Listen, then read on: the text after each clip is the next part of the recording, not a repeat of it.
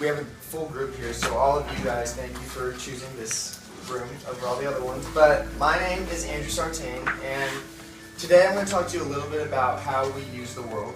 And we're going to compare 20th century environmentalism to environmentalism today and see if we can figure out what we did right, what we did wrong, what actual progress we made, and see if as a group we can recognize the floodgate of opportunities that we've created as a result. So, to tell you a little bit about myself, I'm a senior at OU, and I came here from Atlanta, Georgia, and I'm studying interdisciplinary perspectives on the environment, which I'm convinced is the wordiest major at OU, and then a minor in nonprofit management. And about 3 years ago, I founded my own organization called Rebirth. And Rebirth is essentially an organization working to bridge the gaps between our economic and environmental problems. Because we believe that the best solutions are going to apply to both the economy and the environment, and you can't choose between the two. But we're going to back up a little bit because so you guys can understand how Rebirth came to be. And everybody has a childhood dream, and mine was to own my own zoo. And my zoo was going to be called Zoo SA. And I had all kinds of grand ideas of how I was going to change how people viewed nature. And I often forced my little brother and my cousin into the middle of my crazy ideas. And around 11 years old, we started going on family vacations. I would force my family to videotape our trips to zoos. And I considered it my TV show, Zoo SA, and future research of the innovative ideas I was going to have at my zoo. So I would do monologues in front of the exhibits, and I would critique designs, and until pretty much my brother got annoyed with me and stopped helping. And we even made t-shirts with each person in our family's future position at my zoo. So you can just imagine kind of how determined, stubborn I was as a child. But those dreams never let up, and they evolved and grew, and that eventually became Rebirth. However, as I got deeper into the idea of advocating for the environmental movement, something started to frustrate me, and that was the fact that it seems everything you want to preach in environmentalism has been preached before, and most of it has. So to understand what we can actually do better, we need to take a look back a little bit further at what we've actually done and what progress was made. So we're going to retrace our steps, and we're going to focus mainly on modern environmentalism, which stems primarily post-1950. Now, looking at this timeline, I'll explain the weird-shaped Earth. But the rotation of the Earth represents how well we understood environmental importance at that time, and the Earth skewed upwards represents the perception of environmentalism, and then skewed sideways shows how much we just actually cared about the environment. So, what happened with environmentalism? What did we get right? What actually clicked during the first wave of environmentalism, and then where did we actually start to fall off? Well, to start, we began noticing really that there just wasn't something quite right. And the signs of environmental neglect were stronger and stronger, and the indicators of carelessness seemed to just be more apparent. For instance, when the air looks like this, it doesn't take a lot of scientific testing to know there might be a problem. And if you walk through the city and can't see your hand, you might be over polluting a little bit. Or a similar example, if you touch the water and it sticks to your hand like glue, or there's more dead fish on top of the water than swimming in it, there might be some pollution going on. So these were the types of issues that were obvious in the 60s, and they were things we couldn't really look past. So what did we do? We fixed them. We used common sense, and we started regulating what chemicals could be dumped into the air, water, and land. We started categorizing the thousands of species that were depleting or going extinct, and we established agencies to monitor environmental protection and oversee industry. So the 60s and the 70s actually set the groundwork for modern environmentalism today, and it allowed us to start documenting the obvious problems and looking for ways to monitor them. But that didn't necessarily solve or eliminate the problems, it just helped us rein them in a little bit. So why exactly did environmentalism slow down? And the public didn't actually fight environmentalism in the 1960s because, we welcomed it because it was obvious, again, and the changes that were made were working. The regulation put in place worked. And a good testament of that is the Clean Air Act. And between 1968 and 2005, I think San Francisco's air quality is a good example. And the U.S. faced this problem half a century ago. We acknowledged it, we recognized it, and we addressed it.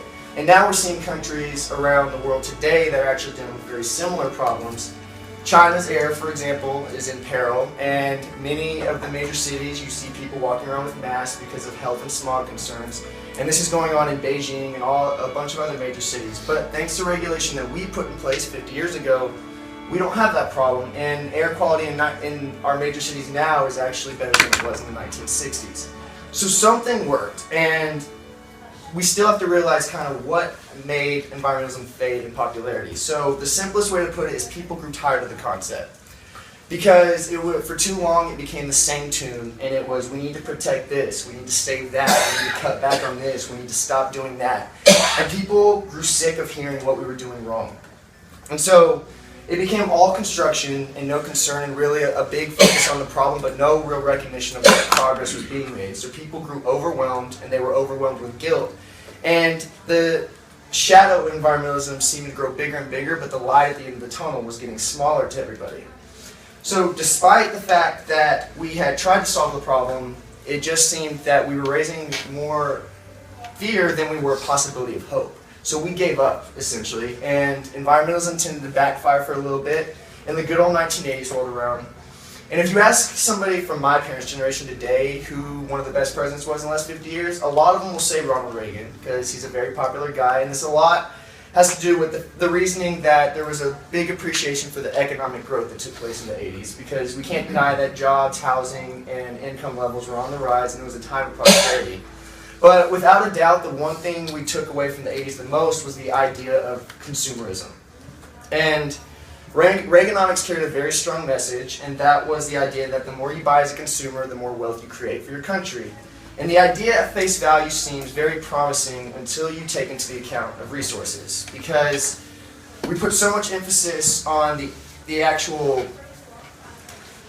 product that we didn't really focus on what it was taking to produce it. And the idea that I can sell 10,000 homes and make $50 million is a wonderful idea unless I don't have the resources to build 10,000 homes. So there's a point where you have to recognize what resources you have available. So the idea of consumerism was inherently backwards in my mind. And you can't sustain a system by focusing solely on what you consume, but you have to be able to focus on what is available to produce. So and a good example of this would be a person doesn't necessarily survive on how much food he can eat. He only survives if there's food to actually be eaten. So in pre-1950s, like in World War I, World War II, production felt like a necessity, and we focused largely on manufacturing and creating goods and materials because it was needed. And as the 80s came around, convenience kind of shifted our society to one that craved consumption, and our manufacturing jobs began shifting to service industry jobs. And this created kind of a double-edged sword that A, we used more stuff faster, but B, there was less stuff available to be used because we lowered our production capacity. And this was something that was eventually going to catch up with us. But by the 1990s, the science to actually monitor how the Earth fluctuates was well understood, and out of the known variations to cause climate change, most have been studied in their own specific realm of science for decades, if not longer. But even though the science is pretty concrete and cohesive, for some time, the public opinion on climate change is ping-ponged around the room pretty non-stop. And if you ask any fifth grader today to name the indicators of climate change, most can name 5 or more that are listed here. And that's because younger generations today have a much more systematic view of the world than those that preceded them. So, as a result, it was inevitable that environmentalism was going to gain popularity again, and it did. And in the 1990s, the IPCC released their first assessment on climate change, and we upgraded a couple of the environmental laws to fit the times.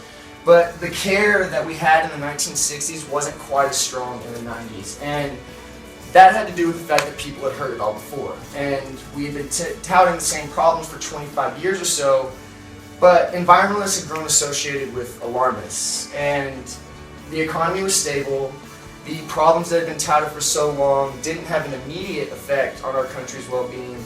And so, although the need for environmentalism was evident, it wasn't necessarily urgent. As if predicting the future of environmentalism wasn't hard enough for us, the US would have to face some unanticipated consequences as the 21st century rolled around.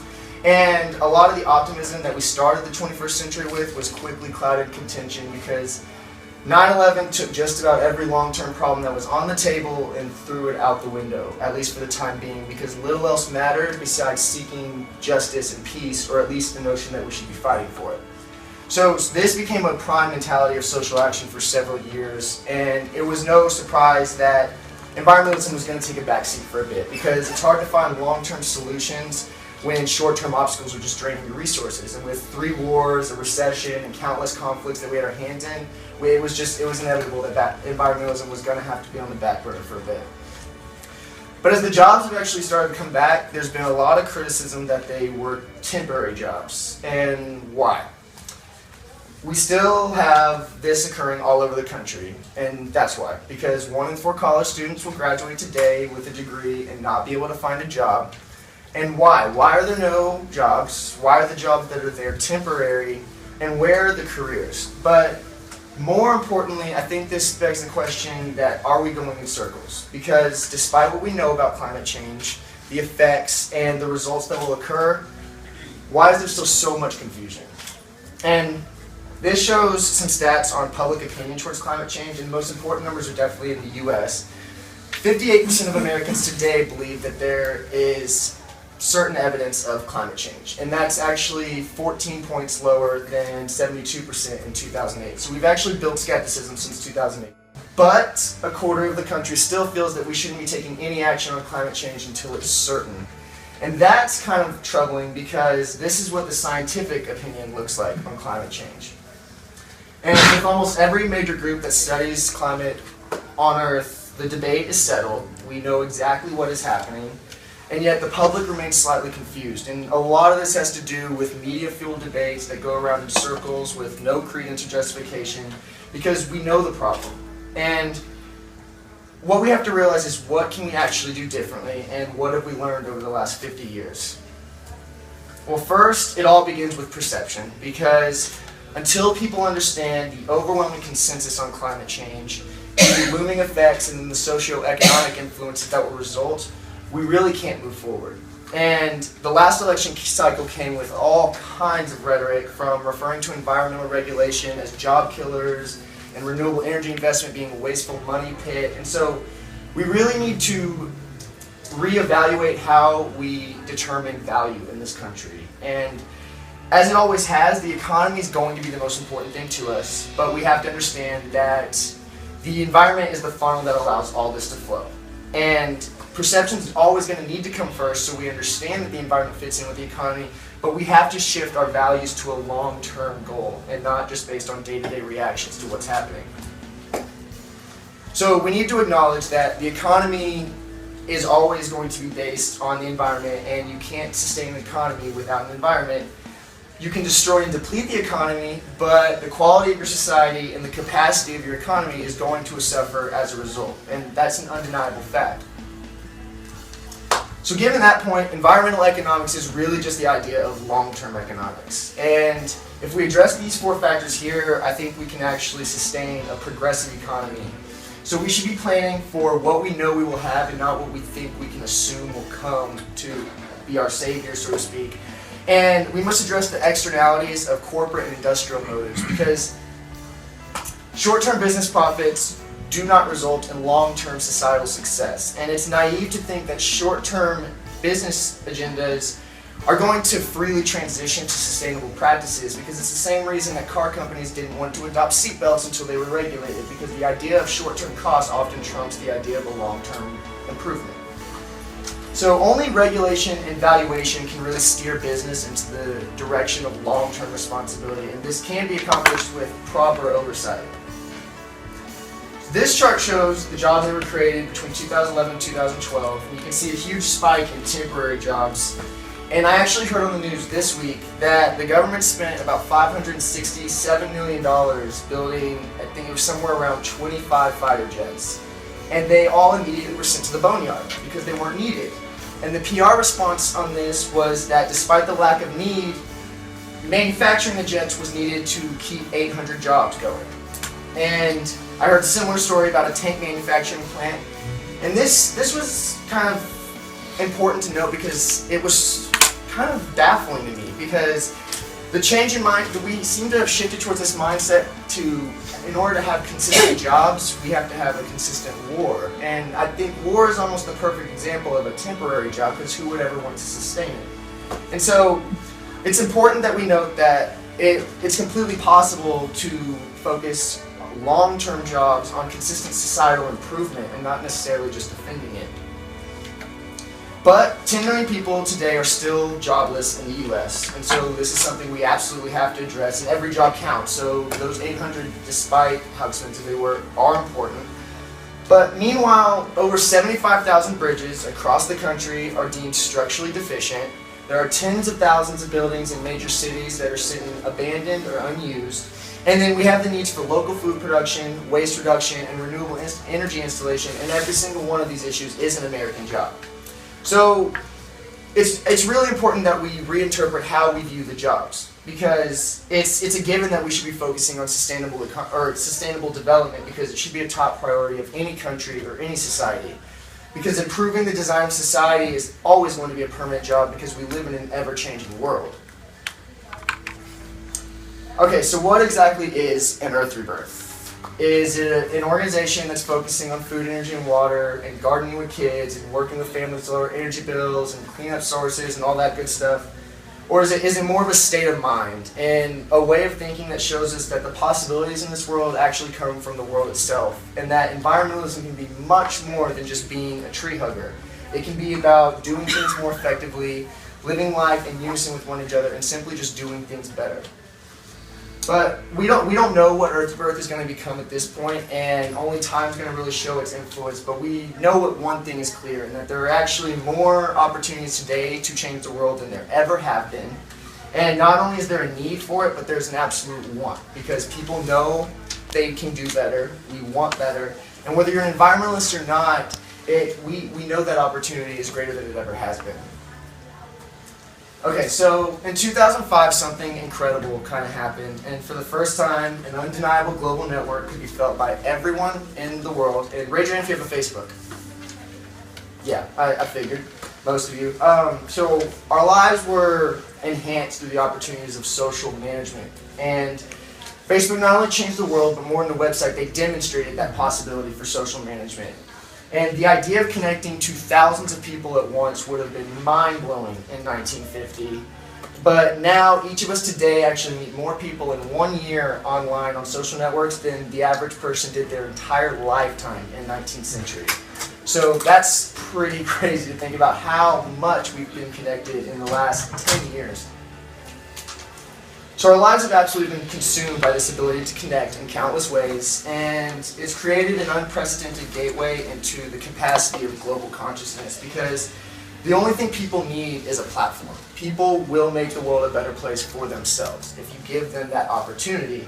And Earth Rebirth plans to tap into that consciousness. And so I want to spark your imagination by introducing two ideas to you today. One's a present idea, and the other is a future concept of ours. And hopefully both will show you that they mold really well with this idea of a global network. The first is the Earth Rebirth Network, and I'm really excited to announce today, finally, that today is actually the 3-year anniversary since Earth Rebirth became an organization on March 1st, 2011. And since then, we've built a following in over 50 countries online, and we have dozens of volunteers spread out across the United States. And as of 6 hours ago, we've actually released an entirely new website, and it's designed to let activists network around the world. And some of the features include a pin-up problem database where you can post any problem anywhere in the world. It'll be mapped for you, and then the users can vote to see what the highest priority to address is. You can create a social networking profile, add friends, photos, videos, create groups, blog, chat with each other. It's truly an activist social network. So all of you, if you're interested, I urge you to at least check it out, maybe make a profile, and start getting involved, see what opportunities it has in store for you. And the second idea I'm going to introduce to you is One Energy.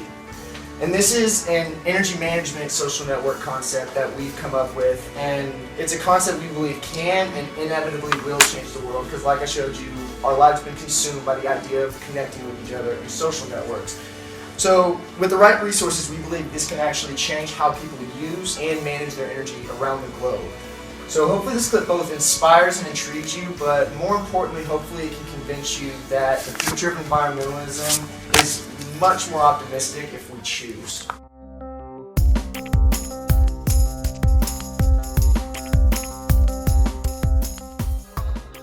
People don't just want control, they crave it. What if there was a way for people to solve their own economic problems? To solve their own environmental problems? A way for people to solve their own energy problems? 3 problems, 1 solution, 1 energy. The idea behind One Energy is to allow consumers the ability to choose and to monitor what type of energy they're consuming, what type of energy they're producing, who it's coming from, where it's coming from, and what they pay. Every individual can be an energy entrepreneur. Every business, every building, every home can be a power plant. All people need is a platform for change. Energy is the only realm of our lives that is not tapped into the capacities of social networking. Once it does, the possibilities are truly limitless.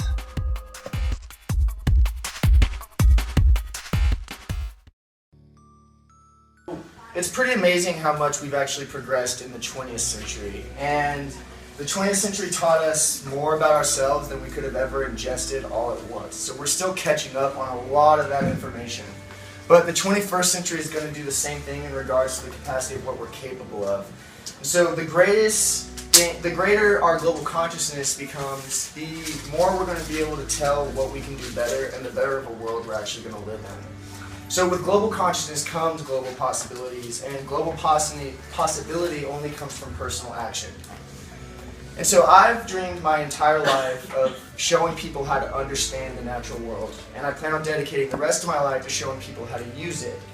And we all have a vision for the world we could potentially live in, or the important person we could all potentially be.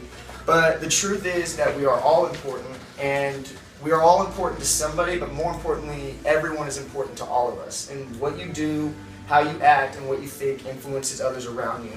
And so the first step to actually creating an Earth to Birth starts with you. And so that's why if you take away anything from this presentation, I hope you guys remember that it's always important to dream big, but act bigger. Thank you.